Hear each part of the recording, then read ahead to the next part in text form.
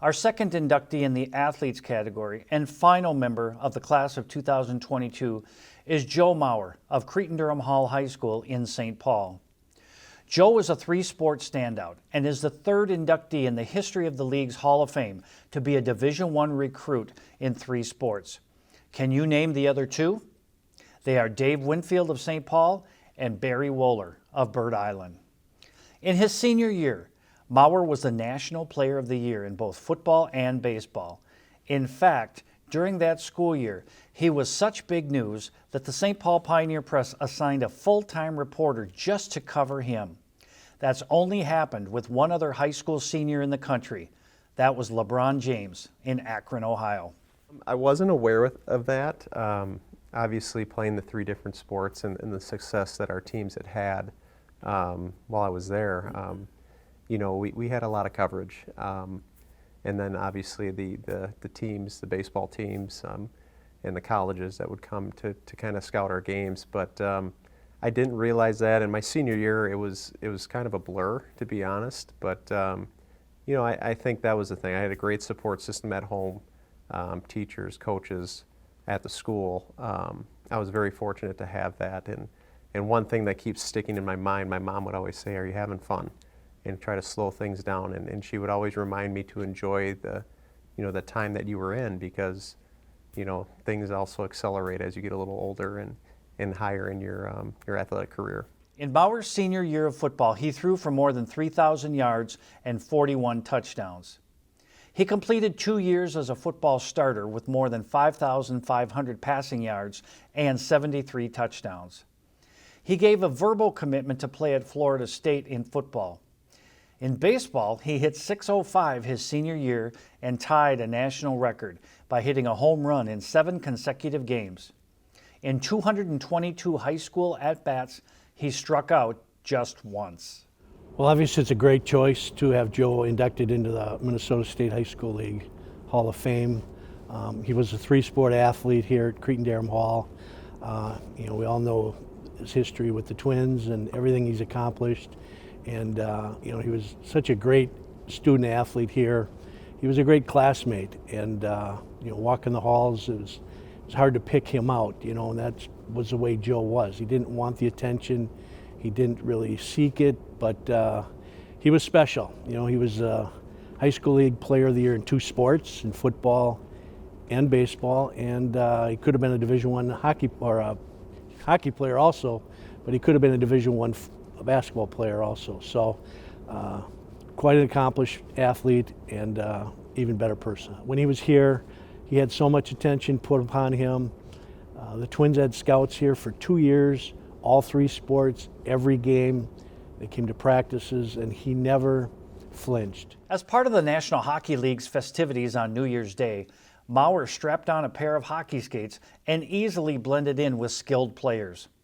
When asked if he had had an interest in playing hockey as a youth, he said that idea received a chilly reception. It's a funny story. So my dad, credit to him, got a hold of my oldest brother, Jake. Jake played 1 year at Highland and enjoyed it. And I think my dad didn't really want to deal with the early morning rink times and a lot of other stuff that come along with hockey. So he told my brother Jake that he would get him any pair of shoes that he wanted for the next basketball season if he could give basketball a try. So I think Jake went and selected a pair of Jordans, and off we went. So all 3, my brother and myself followed in that line. So Maurer was the number 1 pick by the Minnesota Twins in the Major League Baseball draft. He chose to play professional baseball and had a 15-year career with the Twins. In 2009, he was selected the American League's MVP. Even on that celebratory occasion, Maurer was looking ahead to later in the week when Cretin-Derham Hall would be playing Eden Prairie in the league's Prep Bowl. He was asked what he missed most about his high school days. His answer, the bus rides with his friends and unlimited pizza on football Friday nights. Well, it's just a wonderful overall experience, not just in one particular sport. You can talk about Coach O'Neill or Coach Calick, Coach Scanlon, Coach McKee. I hope I'm not missing anybody, but there's so many people along the way that has helped put me in a position to be successful, and kind of really molded the person I am today. They obviously were very knowledgeable about the game that they were coaching, but they were just good men, good people for your son to be around. And now as a father, that's kind of what I hope for my kids. If they get involved in athletics or whatever they do, is just to be around people, good people of high character, and really wanting to see that person succeed. As one of Mauer's trusted mentors, O'Neill has a treasure trove full of stories and anecdotes. I don't think many kids could have handled what Joe did at such a young age. I have a story, sophomore year summer league game. It was a kid from Park. We won the game, we're in the handshake line, and the kid stopped to talk to Joe for a minute. And we just didn't think anything of it. Next thing you know, the kid's running back to his dugout, grabbed a ball out of his bag, and had Joe sign it.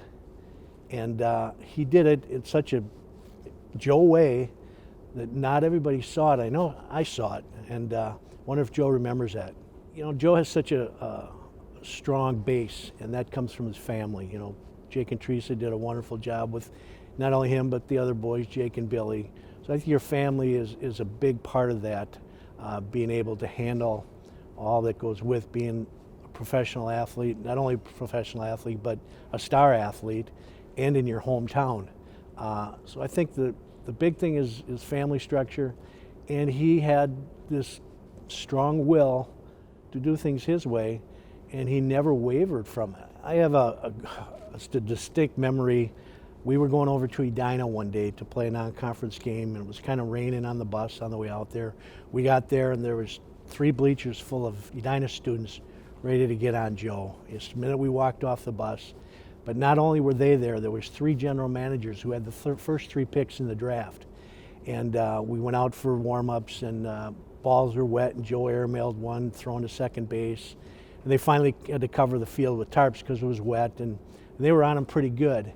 And we were in the dugout, and the rain had subsided, and I walked down to see Joe, and I just said, Joe, it might be a tough day back there, and I'm referring to all the kids and the scouts and everything. And he sticks his hand out, says, no, Coach, I think it's going to be a nice day. And that blew me away, And he ended up hitting 2 home runs, had a fantastic day. And at the end of the game, the kids are waiting there congratulating him. So he had that effect on people.